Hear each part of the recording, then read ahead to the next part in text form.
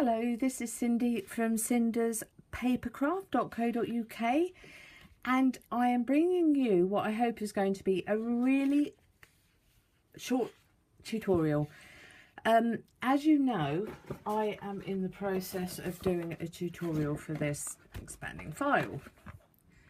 So I needed some paper to go over the top. Now, I did wonder whether I would go with, I made these tiles with the Christmas quilt, and I thought I might put tiles on it, but it turned out I didn't like that one. And we don't tend to have, we don't have as much choice now with our designer series paper. We used to have the designer paper stacks which matched all our card and inks. We do now in the ink colours, but that's it. So I have taken to doing my own stamping a lot more now, and I really enjoy it. What I will say is that I really thought I would have a problem with this. There are some real red patterned papers, a lot of them now, but they're more like Christmassy, and I wanted this to be an anytime, so I made these flowers anytime. So I thought I would have a real problem with this stamp set. I have issues with when I stamp something and it's layered, I want the top to be perfectly matched with the bottom. And I only really bought this for these which go with the punch, which sounds terrible. It really sounds terrible, and I'm not that wasteful, honestly, but that is what I wanted, and these sayings are gorgeous. I didn't think I would ever get to use them. I did see that there were some really nice examples on how to use this out there, but when I got to actually going, I loved it. I am so shocked I did not have issues with it. This is perfect for beginners because it's so forgiving if you don't line it up perfectly. It is unbelievably forgiving, and you can do these in any colour. I know that they are supposed to be the sunflowers, but you can make them any colour flowers, and I'll just show you on some of them, because out in nature not all the flowers have exactly the same markings. So on a couple of these I sort of staggered them to make it look a bit fuller. So experiment till your heart's content. It's lovely. So yeah, I was really shocked.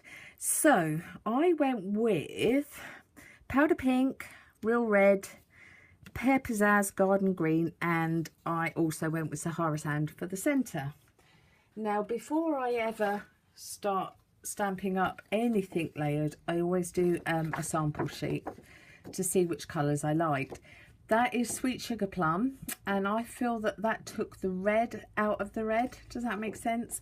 With the pinks, you can clearly see it's red, whereas with that one, it is red, but hopefully you know what I mean. So it was a toss-up between Powder Pink and Blushing Bride. I went with the powder pink because when I held it up to the real red cardstock, it looked perfectly matched. Right, and these are the leaves that went with it. I won't be using those today. I'm going to go with these ones.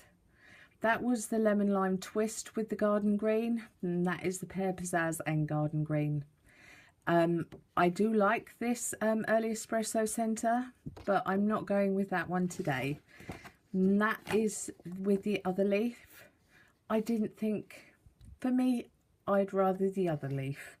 A lot of people are going to love that, so it's all down to personal choice. Right, so now I have shown you what we will be doing, and I think that's gorgeous. And the bonus is it all comes from one stamp set instead of having 10 sets that you have to buy to get a certain effect.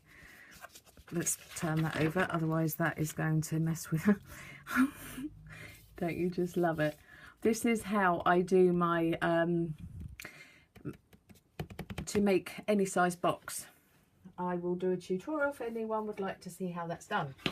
Right, Anne, I hope you can hear me better. I know you struggle to hear me. Hopefully this has stopped the problem. Fingers crossed. I do hope so, because you're a lovely lady and I don't want you to miss out on anything I'm saying. Right, so we are going to start off with the light sketchy one, and I am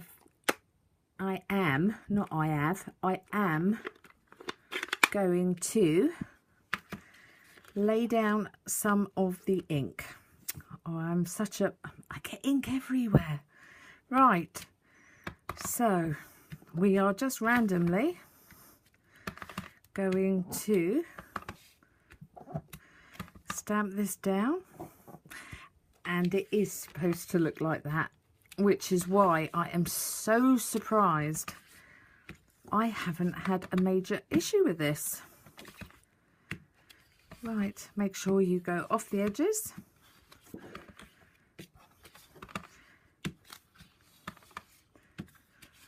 Right, well, I'm not going to do the whole lot because I do have to have some for inside, but there's a fine line between enjoying something and finding it tedious to watch.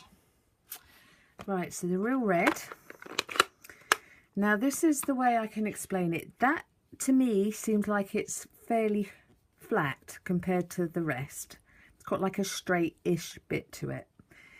And here on the stamp you can see that that is the what I call the straightest bit.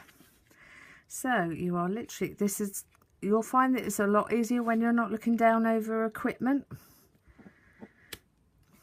But isn't that just gorgeous? Oh my gosh, I love it. It is so gorgeous. And it is so forgiving. Now, I really, truly only ever use what I like. I won't ever use anything that I personally don't like.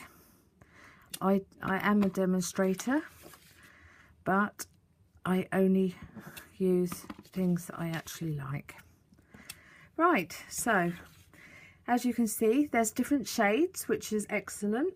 Now, my stamping scrub is drying because it was filthy and I didn't realise until I had got to the point of it staining my stamps. So this is quite a handy thing to have until it dries. Right, so now we are going to go to the leaves and we are going to stamp the light one. That is the one with nearly the outline. No, the other one's the outline. This one is just the leaf. I'm going to give up trying to talk. Right, so I'm only going to ink it up to where the three join. Okay, I'm not inking that bit up because I don't want it to be stuck out of the middle of nowhere. So, and again, this is your choice. Always, always, always do what you want to do. And I'm just going to pop them there. Actually, let's get rid of that. I've got some on the stalk. Right, so we are literally going to add in as many or as little as you want. It is completely your choice.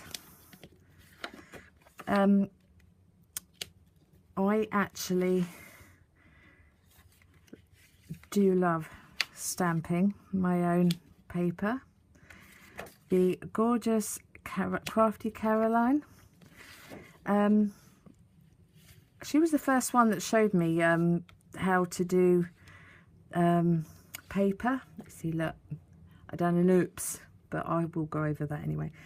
the Stampin' Up ones, and I have loved doing it since. Right, so now we are going to go on with the sketchy bit,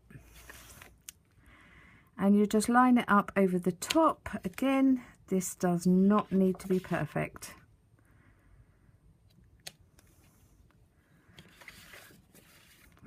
I just love this set, and like I say, I really did think I would have issues. We all have our little issues, and I like things symmetrical and as perfect as I can do them. Right, so as you can see from there, that is the basic on how to do that bit. And now I will just get my Sahara sand, and you can see this one as well has that slightly flat edge. Now this isn't going to be perfect, but it's just as gorgeous. When you're sitting down and you haven't got equipment in your way, you will love doing this. Even if you use it just to make up a card, and then just put a sentiment right over the middle. It's lovely, absolutely lovely. Right, so that, my lovelies, is the basics on how I made this paper. Because, oh, I will just say these dots are actually part of the same set, and all as I have done is I have stamped them in all the colours that I've used, except for the Sahara sand, and as you can see, I think that came out lovely. Now I did do some embossing on these original ones. I don't know if you can see the sheen, and that makes them even more stunning and vibrant, but I wouldn't want to do that to sheets of this. You don't have to use 12 by 12 paper, you can use A4. I have a lot of the Whisper White 12 by 12 to use up, so that is the only reason why I'm using this size.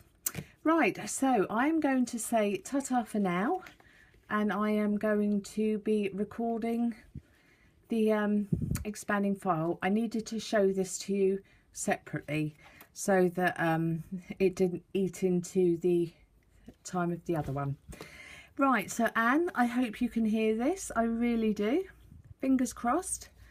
And thank you so much for spending part of your day with me, and I look forward to seeing you in the next tutorial, which I shall be doing very shortly. Okay, thank you ever so much. Bye for now.